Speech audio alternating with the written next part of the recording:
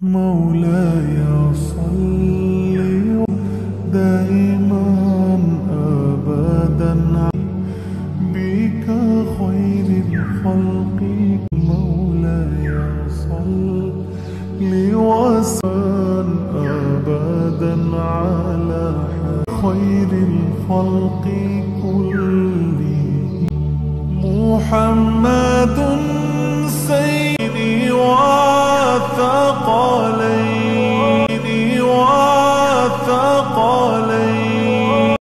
আসসালামু আলাইকুম, সবাই কেমন আছেন? আলহামদুলিল্লাহ আমি ভালো আছি। আমি নূরি বলছি রংপুর থেকে।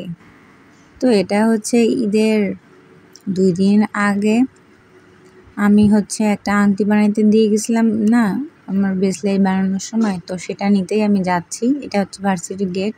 কবে থেকে বানাচ্ছে, কী রকম যে ডিজাইন হবে আল্লাহ ছাড়া কেউ জানে না।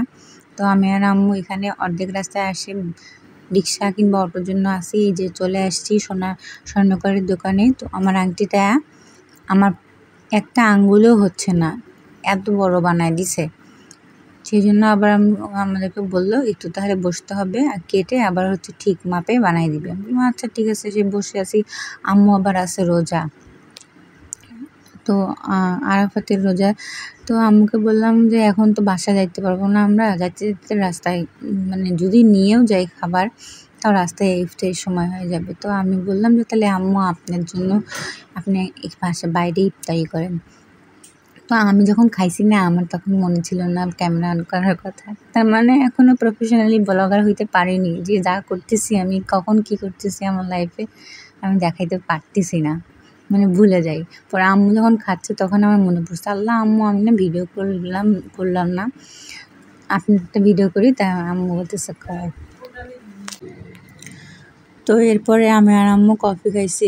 খাওয়া দাওয়ার পরে চা ছিল না ওখানে, যে রেস্টুরেন্টে গেছি আমরা, ওখানে চা পাওয়া যাচ্ছে না, কফি। তো আম্মুকে আম্মু কফি খাবে না, আমি বলছি কফি খাইতে হবে, সেজন্য হাসতেছি আমি যে খাবে না আম্মু, আমি খাইতেই হবে। তারপরে খাওয়া দাওয়া শেষ করে এই যে আম্মুর তো আর একটা জিনিস খাইতে হবে, কি পান। এই যে আমি বলছি পান কিন্তু দোকান সামনে, আমি বলছি এখানে পান পাওয়া যায় না আম্মু। আর পরে বলতেছে এই যে পানের দোকান, আমাকে পান খিলা। পরে পান কিনে দিলাম, দিয়ে আমি একটু মিষ্টি জর্দা খাইলাম, দোকানদারটাকে নিয়ে তারপরে এই যে রিক্সায় চড়ে এখন বাসা দিয়ে যাচ্ছি। কুরবানি ঈদেও যে এত ভিড় মার্কেটে, কি বলবো, আমি রোজার ঈদের মতনই ভিড়। তো আমি আমার আংটিটা ফাইনালি কিন্তু নিয়ে ফেলছি, নিয়ে বাসা চলে আসতেছি। এখন আমি আপনাকে আংটিটা পরে দেখাবো। এর পরের দিন গতকালকে আমি কিছু করিনি, জাস্ট খালি আমার রুমটা একটু ডিপ ক্লিন করছি। সব রুমই ভালো মতন পরিষ্কার করা হয়েছে, তারপরেও আমি আমার মতন করে পরিষ্কার করছি। খাটটাট সব কিছু চারপাশে মোছামুছি করছি, ড্রেসিং টেবিল মোছামুছি করছি, আলমারি মোছামুছি করছি। তারপর এই যে আমার ডেস্কটা, পড়ার টেবিল, এগুলো সব কিছু মুছে আরেকবার করে পরিষ্কার। এই যে আমার হাতে যে আংটিটা দেখতে পাচ্ছেন, এটাই সেই আংটি, কিন্তু আমি ভালোভাবে তুলতে পারিনি। তো এই কাজ করার পর আমি তো মুভিং হয়েছি, আমি টেবিল মুছছি, খাট মুছছি, ড্রেসিং টেবিল মুছে, তারপরে ড্রেসিং টেবিলের ভিতরে যে আমার যে পমেড, লোশন, ভ্যাসলিন এগুলো আছে, এগুলো সব মোছামুছি করছি। কিন্তু আমি তো মুভিং হয়েছি, কিন্তু আমার ফোন তো মুভিং হয়নি। পরে বলতেছি কি ব্যাপার, এই জিনিসগুলো কেন শ্যুট করা হয়নি। পরে ভাবলাম যে আমি তো আমার টেবিলে শুধু সেট করে রাখছি, আমার ফোনটা যে এদিকে ঘুরাবো আমার মনে নাই। তো ওইখানেই পুরাটাই শুধু টেবিলটাই মোছা, এখানে ভিডিওতে উঠছে, আর কিছু করিনি। আমি এটা করতে করতে কারেন্ট চলে গেছিলো। পরে কারেন্ট অপেক্ষা করতে করতে আবার কারেন্ট আসছে, তারপরে ঘরটা ঝাড়ু দিয়ে ভালো করে তারপরে গোসল করে খাওয়া দাওয়া করে ফেলছি, শেষ। এরপরে মেহেদি দিব। আমার খুব খারাপ লাগতেছে, রাত্রেবেলা গলা ব্যথা করতেছে। আমার মনে হয় গলার কণ্ঠস্বর শুনে এখন আপনারা বুঝতে পারছেন যে আমি কিছুটা হলেও অসুস্থ, আমাকে জ্বর আসছে হালকা পাতলা, নাক কান সব ঝাড়াঝাড়ি করতেছে, নাক ছনছনাচ্ছে, গলা ছনছনাচ্ছে, পানি খেতে ভালো লাগতেছে না, এই অবস্থা। তো তো তারপরে এই যে রাত শেষে হয়ে গেল ঈদ। আমি সকালবেলা ঘুম থেকে উঠি নাই, আমি উঠতে চাইছিলাম কিন্তু আমার একটু ভালো লাগতেছে না, ওঠার কোনো শক্তিই ছিল না। তারপরে আম্মুর বকাবকিতে উঠছি, উঠে তারপরে হচ্ছে লাচ্চা সেমাই খাইছি, একটু পায়েস মুখে দিছি, একটু সেমাই মুখে দিছি, কিন্তু সেগুলো তুলি না, খালি লাচ্চাটা দিছি। এবারে লাচ্চাটা না একটু হার্ড হয়ে গেছে, মনে হয় হচ্ছে বড় পাত্রে ঢালছে তো অনেকগুলো লাচ্চা দিয়ে ফেলছিল আম্মু, হয়তো দুধ কম হয়ে গেছে, একটু টাইট টাইট হয়েছে, মানে সন্দেশ না তো বরফি টাইপের মতন হয়ে গেছে।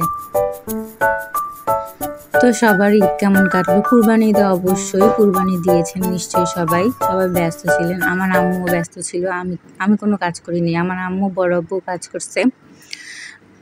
এই যে হচ্ছে লাচ্চা, কালারটা সুন্দর আসছে, খাইতেও মজা হয়েছে, কিন্তু একটু টাইট হয়েছে, একটু ঢিলাটা আমার পছন্দ, বাট ঠিক আছে, সমস্যা নেই। যেটা পায়েস আব্বুকে দিলাম খাইতে, আমিও খাইলাম। খাওয়ার পরে একটু সেমাই মুখে দিয়েছি, সেমাই জর্দা ছোটো আপুর জন্য রেখে দিয়েছি। আমাদের তো এক একজনের এক একটা পছন্দ। তো কালকে ঈদ মোবারক জানাইছিলাম হচ্ছে শাহিনের আপুর ব্লগে, সবাই ব্লগ দিচ্ছে কালকে, আমি তো ব্লগ 2-3 দিন হলে দিচ্ছিই না। মানে আমার একবার আব্বু যখন না বলে তখন মনে কোনো গ্রাহ্যই থাকে না যে ব্লগ দিতে হবে, আব্বু যখন বলে তখন তাগিদ এসে যায়, হ্যাঁ দিতে হবে ব্লগ। এরকম করলে হবে কি? হবে না, আমার দ্বারা কিচ্ছু হবে না। তারপরে এই যে খাওয়া দাওয়া করতেছি, এরপরে হচ্ছে শাহিন আপু আমাকে ইয়া করে লিখছে, ওনাকে টেক্সট মানে কমেন্ট করছি, কমেন্টসে রিপ্লাই দিয়েছে ঈদ মোবারক হচ্ছে দেওয়ার পরে বলছে যে কালকে 1 প্লেট ভাত নিবা, পোলাও নিবা, মাংস নিবা, নিয়ে খাওয়া দাওয়া করে দেখাবো আমাদেরকে। খাওয়ার সময় আবার গান গাইতে বলছে, খাওয়ার সময় তো আবার গান গাইতে হয় না আপু?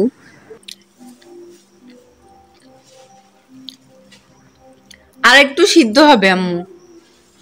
তারপরও এই ঈদে তো কি গান আছে, ওম রমজানে, এটা তো রোজার ঈদ না, এটা তো কুরবানি ঈদ।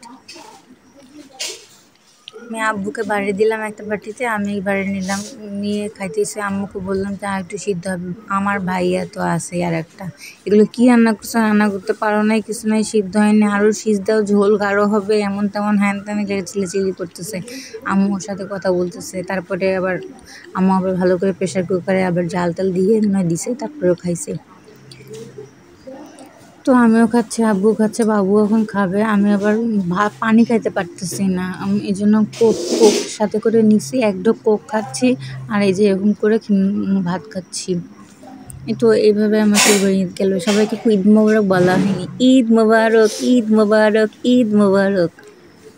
সবাই সুস্থ থাকবেন, ভালো থাকবেন, কেউ অসুস্থ হবেন না, নিজের খেয়াল রাখবেন। সবাই অনেকেই তো বাড়িতে গিয়েছেন, ঠিকঠাক মতন খেয়াল রাখবেন, আনন্দ ফুর্তি করে তারপর যে যার গন্তব্যস্থলে পৌঁছাবেন ইনশাল্লাহ।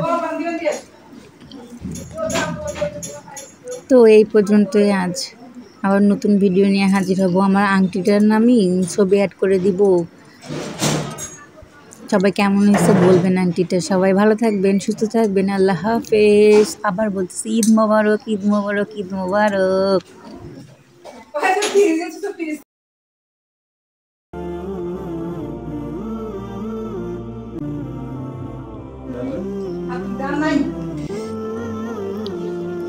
শেষ, কুরবানি শেষ হয়ে গেল রে।